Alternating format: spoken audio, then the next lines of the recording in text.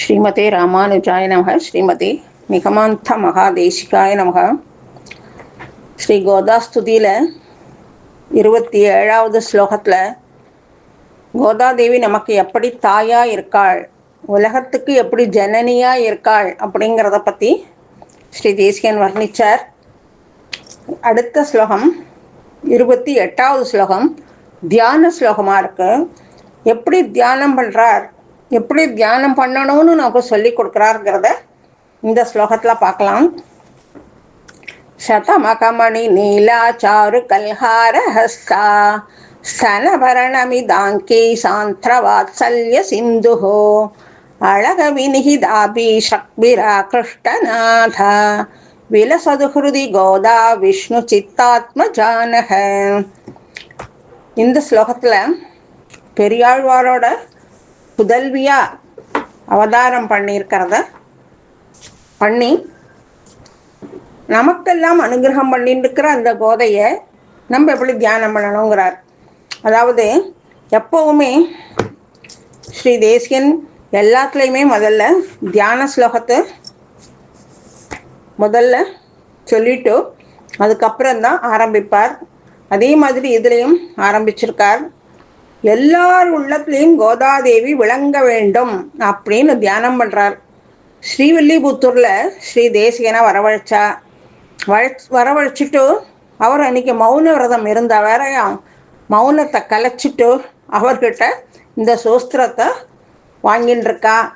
அப்பேற்பட்ட இந்த தேவி, தாயே நீ இந்த இடத்த விட்டு இப்போ கிளம்பினாலும் என்னுடைய மனசில் என்றைக்கும் நிலையாக இருந்து எங்களுக்கு அனுகிரகம் பண்ணணும் அப்படின்னுட்டு கேட்குறார். பெரிய அனுகிரகம் இது.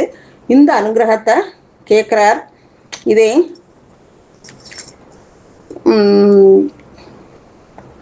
இதில் ஸ்ரீ ஹயக்ரீவ சோஸ்திரத்திலேயே ஆரம்ப சோஸ்திரத்தை கடைசியில் முடிக்கிற போதும் வியாக்யாமுத்ராம் கரசரசிதைகி புஸ்தகம் சங்கச்சக்கரே பிப்ரத் பின்னஸ் படிக்கிற வச்சுரே புண்டரீகே நிஷன்னக அம்லானஸ்ரீர் அமிர்த விஷதைகி அம்சுபிப்ளாவயன் மாம் ஆவிர் போயாத் அனக மகிமா மானசே வாகதீசக அப்படின்னு சொல்லிட்டு அதுலேயும் சொல்லியிருக்கார்.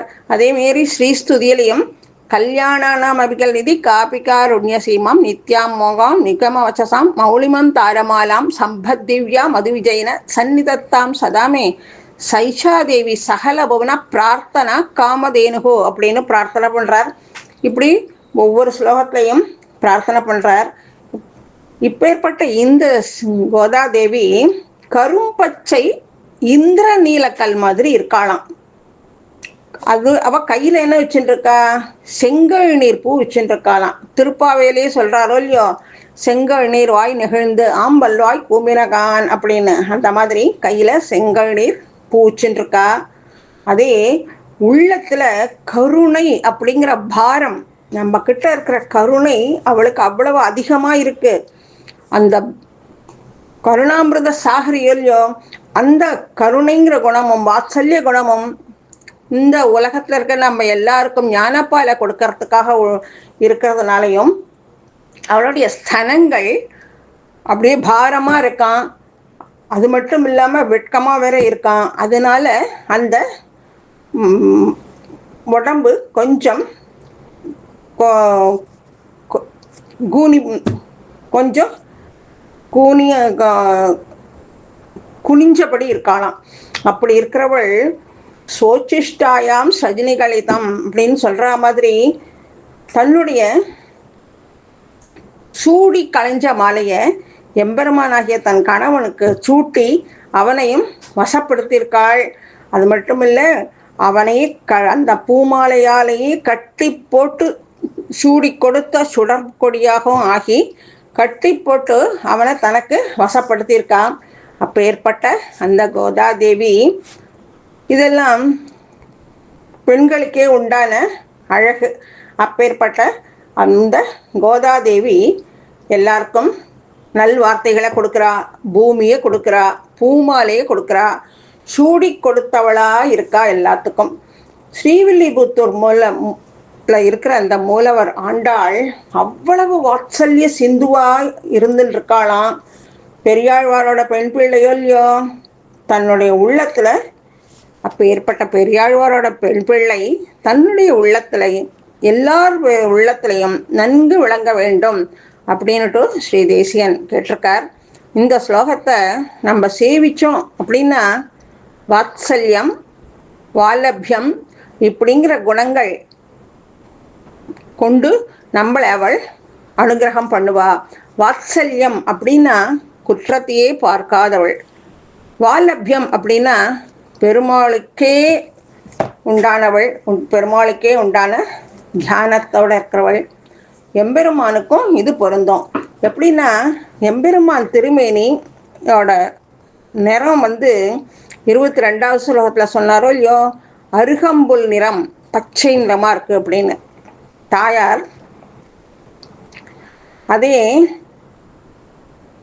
இவளுடைய இவள் ஸ்ரீதேவியும் பூதேவியும் சேர்ந்து இருக்கிறதுனால எம்பெருமானுடைய நிறமுமே பச்சை மயில் கழுத்து கலரில் இருக்குது அப்படின்னு சொல்லியிருக்கா. எம்பெருமானோட சேர்ந்தது தான் இதெல்லாம். இவளோட திருமேனி இந்திரநீல கல் நிறத்தில் இருக்குது. அதுவும் பூஸ்துதியில் 26வது ஸ்லோகத்தில் கமலாதி அப்படிங்கிற பதத்தில் சொல்லியிருக்கா. அது மட்டும் இல்லாமல் கோதாதேவி ஜாதாபராத கடல் புத்திரியாக இருக்காளா, இல்லை கடலே இவ்வளோ மாதிரி இருக்கா அப்படின்னு ஆச்சரியமாக இருக்கான் அவள் அந்த கோதாதேவியை நினைக்கிற போதோ. அதே தயா சதகத்திலையும் பிரபத் ஏதம் கிரிம் அப்படிங்கிறார்.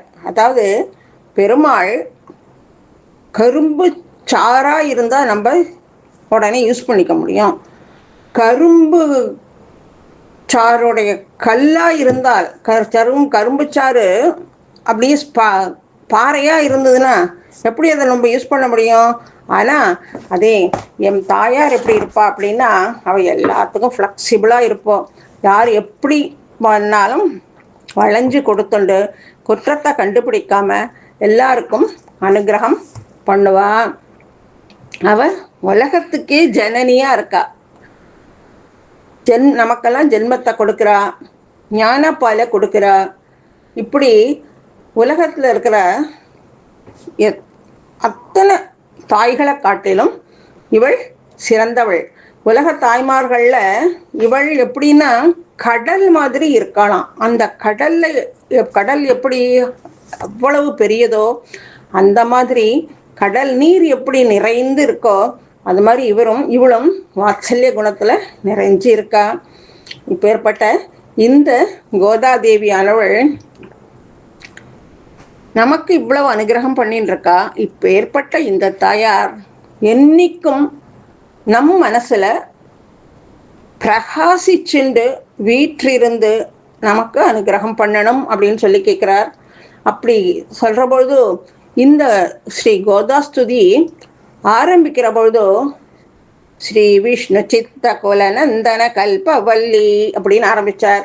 கடைசியில் முடிக்கிற பொழுது எப்படி முடிக்கிறார்? விஷ்ணு சித்தாத்ம ஜானக அப்படின்னு முடிக்கிறார்.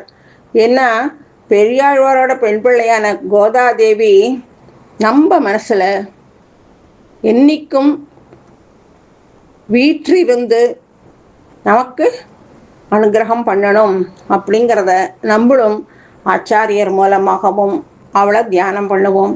பேர்பட்ட கோதாதேவி நம்ம எல்லார் மனசுலையும் நிறைஞ்சு இருக்கட்டும். நாமும் சஞ்சலங்கள் இல்லாமல் இருப்போம். இது கோதாதேவியுடைய தியான ஸ்லோகம். அடுத்த ஸ்லோகம், இந்த ஸ்லோகத்தை சேவித்தால் நமக்கு கிடைக்கக்கூடிய பயனை பற்றி சொல்கிறார். அது அடுத்த ஸ்லோகத்தில் பார்க்கலாம். ஸ்ரீ கோதாதேவி திருவடிகளே சரணம்.